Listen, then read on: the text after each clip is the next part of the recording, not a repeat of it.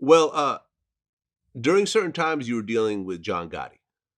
Very little, very little. Okay. I mean, we had a mutual respect because of O'Neill. O'Neill Della Croco was the underboss of the Gambino family. John Gotti looked up to this guy. He was his mentor. In fact, that's the only reason he got so angry. He killed without permission Paul Castellano, Tommy Bellotti. Tommy Bellotti was my best man for two of my weddings. That's how well I know this guy. And I'm away and I watch this on the news. But John went crazy because Gambino put Castellano, the head of the family, and left O'Neill the street boss, which was a good move. But John had visions of O'Neill going in and him becoming the underboss. So, I mean, what he did, he went against the whole commission. And then he makes his son a boss. How do you make your son, his mother's Jewish, can't be a boss? He can't be in the Sicilian organization at all. He can't belong to the Italian American club for this guy. They make him a boss. Well, you said Gotti, surely burning in whatever kind of hell exists, must be wondering what became of La Costa Nostra. He ought to know his incompetent leadership was instrumental in getting the mob where it is today. I don't know that. To me, where is the mob today? It's not what it was in the 70s. It's richer now than ever because they're in Yeah. legitimate business. They're not doing the street stuff. They're not doing what John was doing. He was called in so many times. John, this is a secret organization. Stop being on the heads of. He was, he was on the New York Times Magazine. He was, he loved the camera, and so did Spilotro. I think the damage those two people did destroyed the mob as we knew it. And fortunately, they got into legitimate business. And that was all done by Meyer Lansky and Frank Costello. That's why even in Godfather 2, when he said we'll be bigger than U.S. Steel, they are. Well, in 1988, you had a club in Las Vegas. Right. And a situation happened in that club. Yeah. Let's talk about that. A scary situation. It's so funny because I just interviewed Steve Sharippa. Steve Sharippa was going to UNLV for hotel school. I hired a lot of kids as my doorman in there, put him in a tuxedo. He was there that night. And we had house accounts all over the city because I thought, as I experienced myself, there was no place to have gourmet food after 12 or 1 o'clock in Las Vegas. So I built this club, Gianni Russo, State Street, and we served gourmet food 12 hours a day, 6 at night to 6 in the morning. Tableside Russian service. All the dishes were finished, high-end, beluga caviar, whatever you wanted, you had. And the casinos would send their high rollers there. We had house accounts. So this guy comes in, he's giving $100 bills to everybody, which is normal when the guy makes a big score. I never saw the guy, so I call on a hard line in the club before, cell phones. They had the big, stupid ones at the time. And I said, Steve, who's the guy? He says he's with Caesar Centerman. I said, how do they rate him? He says, 5 stars. I said, load him up. So they sent over a bottle of Cristal, a bottle of Louis XIII, caviar. He had a $1,700 bill in about 10 minutes. He gets into an argument with his date. He breaks the Cristal bottle and sticks it right in her face. I'm watching this from my perch on my bar where I used to hang out. And I called the door again. I said, Steve, get over there. He said, I ain't going over there, man. That guy's crazy. I said, that's what you're supposed to do. So now I get in the mix of it because I don't know who the guy is and I don't need cops there. So I walk over to the guy and I declared myself. I said, listen, this is my home. I'm the owner. So what, man? I said, so what, man? I said, you with anybody I should know? No, man. I said, well, the girl needs medical attention. You hear these sirens? They're coming for you. Why don't you just leave? Let me get her to the hospital. I didn't know he had the bottle in his hand yet. So he goes to turn to the girl and he spins around to get me. Fortunately, I was agile enough. I went back and he slit me right along here, 81 stitches. Now my chin is hanging down and I'm saying, I got to end this. So I diverted by saying, look what you did to my shirt. I waited 6 months for these shirts. These are Sea Island cotton shirts. The guy's looking at me like I'm some kind of nut.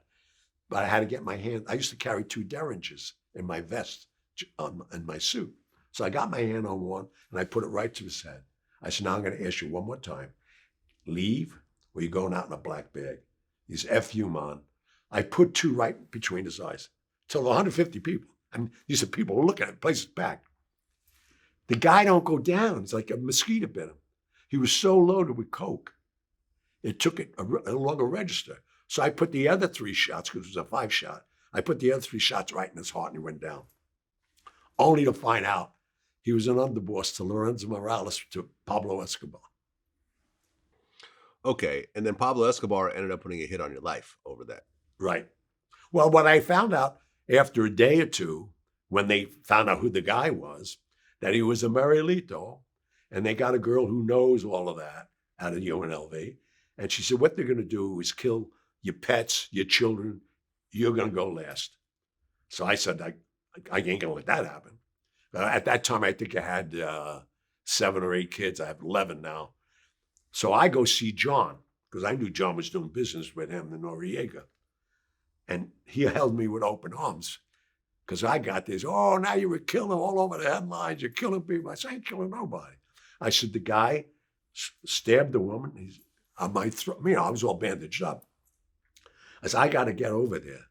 He said, you want to go to Bogota? I said, yeah. I said, I got to stop this. He said, I'll arrange that. I'll even buy you the ticket. Because he thought if I go there, I'm never coming back. Well, just to interrupt you, before you decided to go to Colombia, you found something called a Colombian death warning in your house. In my house, a Santeria. And I don't know how they got in my house.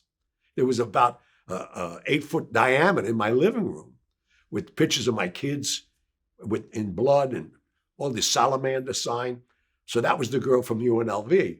They called her in, and Coots, the detective, thought she was a friend of mine, and Rex Bell, who was the district attorney at the time, was my neighbor.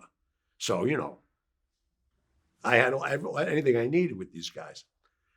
And she let me know, this is what they're going to do. So I arranged to go see John. And then John arranged me to get into Bogota. And I was supposed to meet him in a church, which gave me great comfort because I'm still very religious. And when I got there, I thought he was there by himself, because when I opened the door, he was at the altar on the far right-hand side.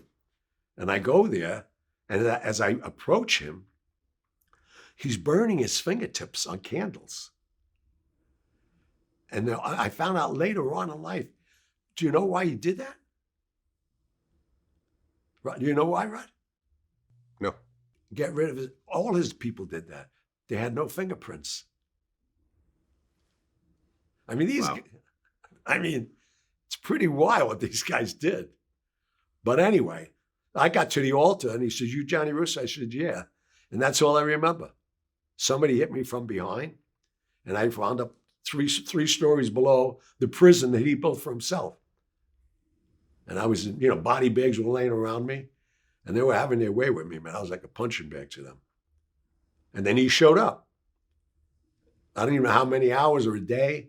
And he was the only one not in fatigues. He was dressed. And I'm sitting down and I look up. And this guy, whoever he was, had the book in his hand, The Making of the Godfather. I couldn't believe it. And he says to me, why don't you tell me you were Carlo? That's my favorite movie. Clean him up and bring him upstairs. I can't believe this saved my life. And that was that. And I had dinner with him after a couple hours. And he said to me, I told him the story. He said, why would you come here? I said, I did my homework. You have a daughter the same age as my daughter. If someone was going to kill your daughter, wouldn't you come and try to stop it? And he got up and gave me a hug. He said, you're a real man. You must be nuts, but you're a real man. And he said, okay, you can go. He said, well, I want you to do me a favor. I said, whatever you want me to do. Well, I was kidding with him. I said, you want me to cut the grass? You want me to do your windows? What? He said, what does that mean? I said, what do you want me to do? He said, I want to do the closing scene of The Godfather with you. I said, what? He said, I want to play Michael. And obviously you're playing Carlo. And it's just before they take you out to the car.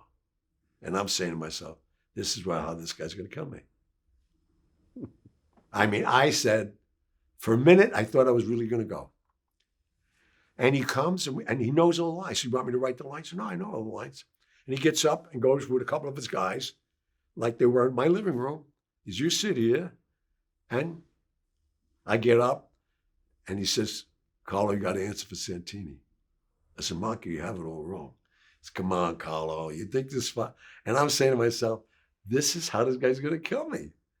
And he gives me an airline ticket to Florida. And I look at it because, like in the movie, Brando taught me that technique. Is make sure there's a ticket in there. So there is a ticket. And they walk me out to the car. Instead of one guy in the back seat, there's two guys and a driver. And Pablo opened the door for me. I get in the car, and they all say, hello, Carlo. And I figured, I'm done. He starts laughing, gives me a hug. He says, get out of here. I'll take care of it. Is that nuts? That's nuts. That's definitely nuts, right? That's there. why this book is such a hot seller.